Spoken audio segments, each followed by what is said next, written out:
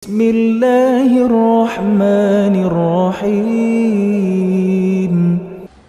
Assalamualaikum warahmatullahi wabarakatuh. Alhamdulillahirabbil alamin. Wassalatu wassalamu ala asrofil anbiya'i wal mursalin wa ala alihi wa sahbihi ajma'in. Rabbi shrahli sadri wa yassirli amri wa hlul 'uqdatam min lisani yafqahu qawli. Amma ba'd. Anak-anakku yang masih di rumah, apa kabarnya? Mudah-mudahan tetap sehat, tetap semangat.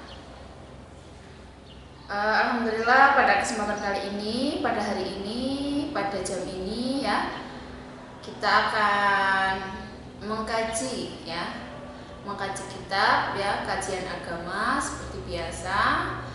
Karena masih di rumah, jadi harus tetap mengikuti kajian, tapi bedanya secara virtual. Kalau anak-anakku sudah di rumah, maka kajiannya bisa tatap muka ya. Anak-anakku silahkan dibuka kitabnya, Kitab Mabadi'ul Fiqih untuk kelas 10 juz 4 ya. Kita melanjutkan materi pada minggu kemarin yaitu tentang nawaqidul wudu, yaitu sesuatu yang merusak dalam berwudu ya, atau yang membatalkan wudu. Nah, adapun kali ini materi selanjutnya yaitu mashu 'alal khuffain. Kita lanjutkan. Bismillahirrahmanirrahim. Qala al-mu'allifu rahimahullahu ta'ala wa nafa'ana bihi wa bi'ulumihi fid dharaini amin ya rabbal alamin. Bismillahirrahmanirrahim. Al-mashu 'alal khuffaini menerangkan tentang cara mengusap dua muzah. Nah, al-mashu mengusap ala dohiri di luarnya, alal khuffaini di atas dua muzah, rukhsatun itu keringanan. Nah, sebelum ibu melanjutkan atau membacakan materinya, ibu akan menerangkan dulu ya tentang pengertian muzah. Muzah itu apa? Muzah itu sepatu ya. Sepatu kalau bahasa Arabnya itu khuffain ya. Nah, ini itu biasa dipakai untuk orang-orang ketika pada cuaca dingin, hawa dingin ya. Nah, mungkin kalau di Indonesia cuacanya masih sedang ya, tapi kalau di luar Indonesia, nah itu di negara-negara yang suhunya 0 derajat ya, 1 gitu, itu kan orang-orang yang sering memakai sepatu ya. Jadi ketika keluar harus memakai sepatu, di dalam rumah pun harus memakai sepatu karena keadaan yang tidak memungkinkan untuk melepaskannya. Nah, ini orang-orang yang seperti itu mendapatkan rukhsah atau keringanan ketika akan berwudu. Nah, dilanjutkan lagi, lirijali untuk orang laki-laki, wanisai untuk beberapa perempuan, fis safari ketika bepergian, wal hadori atau di dalam rumah ya. Nah, ini berlaku baik orang tersebut di luar rumah ataupun di dalam rumah, karena memang cuacanya atau suhu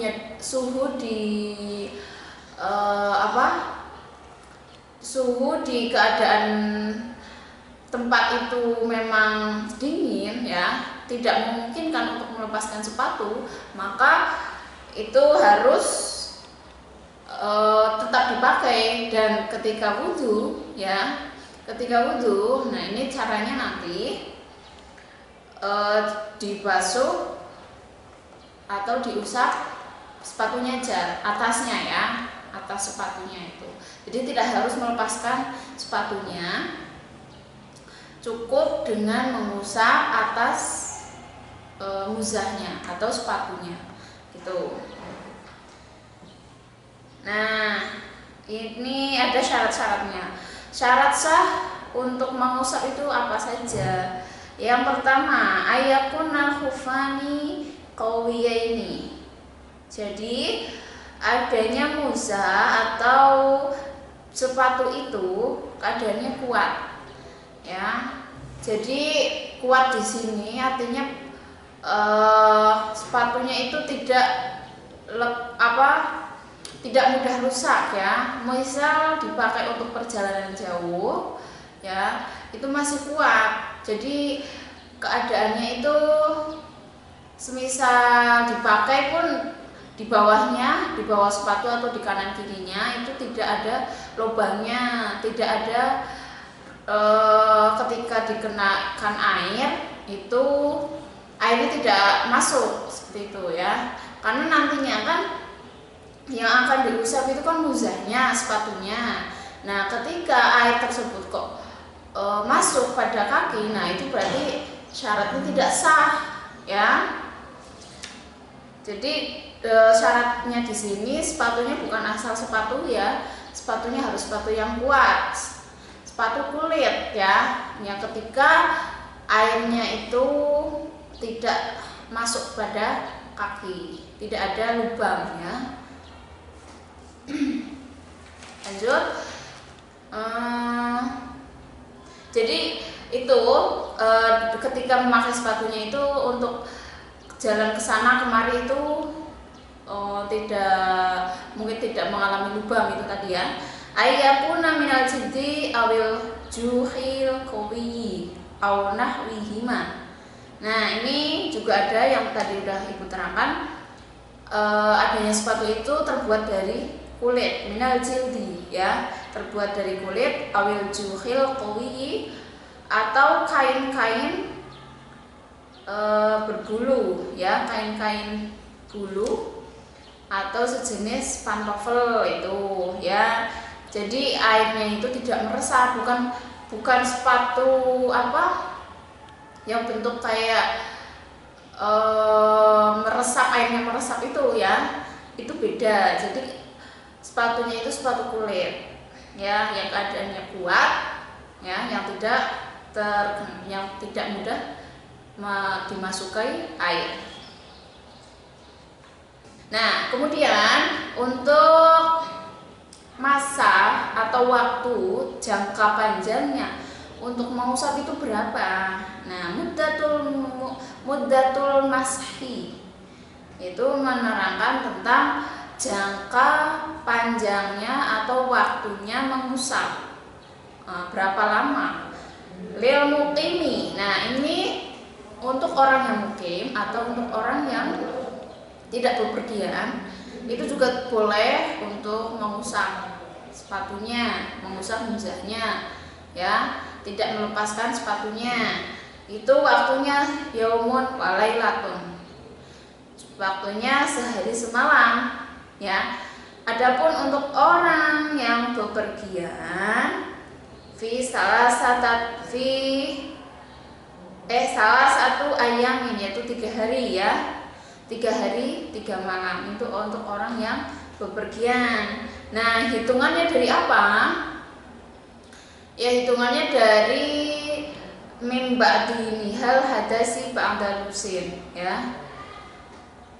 Dihitung dari pas pertama mengeluarkan hajat, ya, misal dari pertama orang tersebut mempunyai hadas, misal sudah memakai sepatu, kemudian dia berhadas mau buang air besar atau buang air kecil, nah itu dihitung dari situ, ya, dihitung dari orang tersebut sudah ada hadas, maka misal itu dimulai dari pagi jam subuh, ya, berarti nanti dihitungnya ya sampai subuh nanti gitu, jadi ada sehari semalam. Itu untuk orang yang mukim, ya.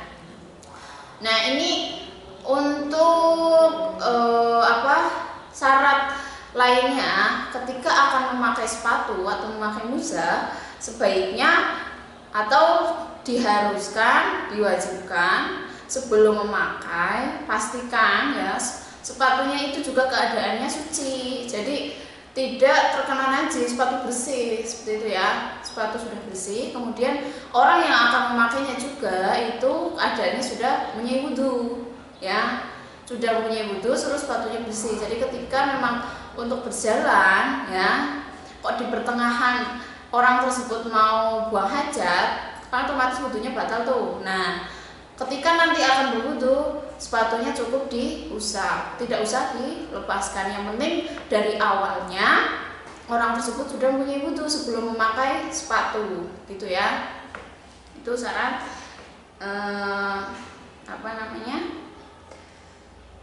syarat dalam memakai sepatu. Nah, mungkin cukup sekian ya. Al-khuslu mujibatul khusli. Wallahu a'lam bishawab. Sekian pembahasan tentang pemakaian muza, ya. Mudah-mudahan apa yang diterangkan bisa bermanfaat dan penjelasannya mudah didengarkan, mudah dipahami.